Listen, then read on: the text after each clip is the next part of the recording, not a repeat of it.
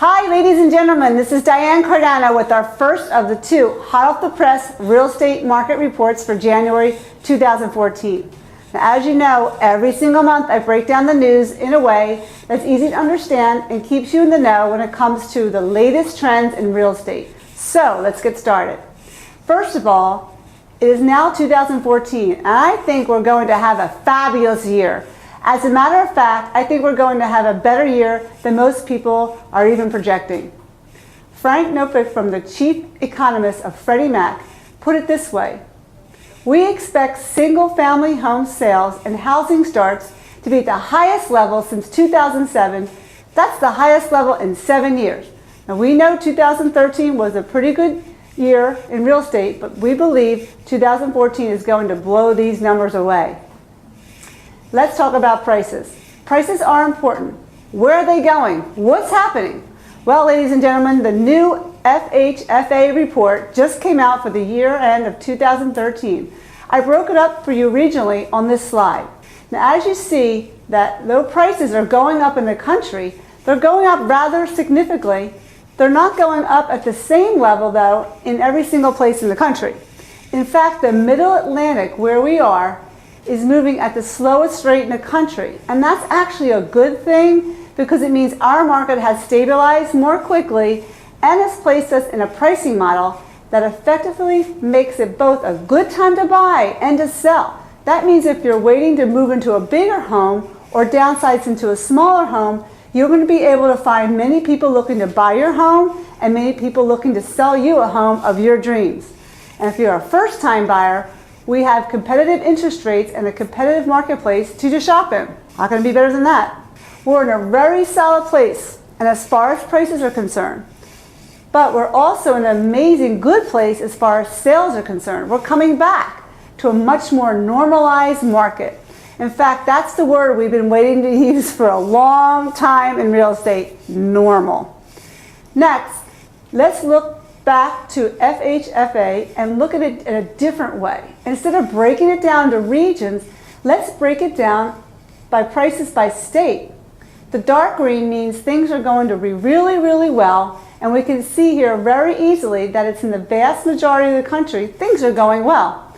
Normal appreciation is about 3.6% historically, so the dark green numbers are all the states that year after year have appreciation over historic numbers. The light green states are about historic numbers, and there are only a couple of states that are really, really off green. So as far as prices are concerned, again, that's what I said before, I'll repeat, things are going well. But Diane, you might ask me, hey, isn't it better to have the 12% price growth we saw last year? Isn't growth of only 4% a bad thing? No, actually it's not.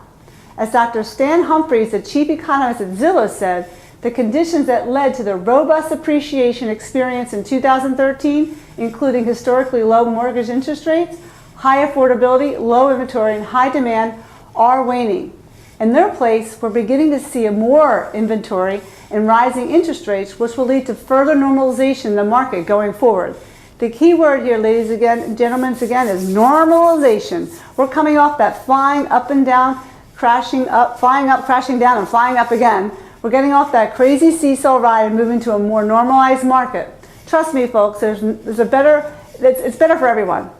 So what does a normal look like? Well, if we look at NAR, which is the National Association of Realtors' last existing home sales report, we can see the inventory is getting back to normal numbers. We're in that number of 5 to 6 months, which means that in 5 to 6 months, that's a normalized market. Under 5 months, there are not enough houses for sale. Prices will go up dramatically, like happened in January, February, March last year. More than 6 months means there's too many houses for sale, which occurred back a couple of years ago when prices started to drop pretty dramatically. But when you're between 5 and 6 months of inventory, that's a normalized market. And we can see that's what it is exactly. So we keep on bouncing off that normal number, that yellow line going across. Now, as part of the reason we had tremendous acceleration at the beginning of the year, we were way short in inventory last year. People were fighting over the houses that were for sale. But as the year went on, we got more and more inventory compared to the year before. And for the last 2 months, we've actually had more inventory in September, October of 2013 than we did in September, October of 2012. So things are becoming more normalized. When inventory becomes more normalized, when demand becomes more normalized, prices level out and they become more normalized. And again, the normal appreciation is 3.6%. So next I want to discuss a major piece of the news that's facing so many people today, the rising of rental crisis. Many people used to think that renting is less expensive than purchasing. That's simply not true. In fact, according to Sean Donovan, the Secretary of the Housing and Urban Development Agency, we're in the midst of the worst rental affordability crisis that this country has known. This slide shows an increase in the cost of renting by showing you the median asking rent for 1988 to the end of the 2012. Just look at the trend. At the same time, Christopher Herbert, Research Director of the Joint Center of Housing Studies at Harvard University, revealed that the cost of renting is about to increase significantly. So while I think it's a basic question of supply and demand, when you have many more renters coming to the market looking for houses and the supply housing of those housing rentals isn't responding as quickly as it might, that's going to push rents up, even if incomes are low.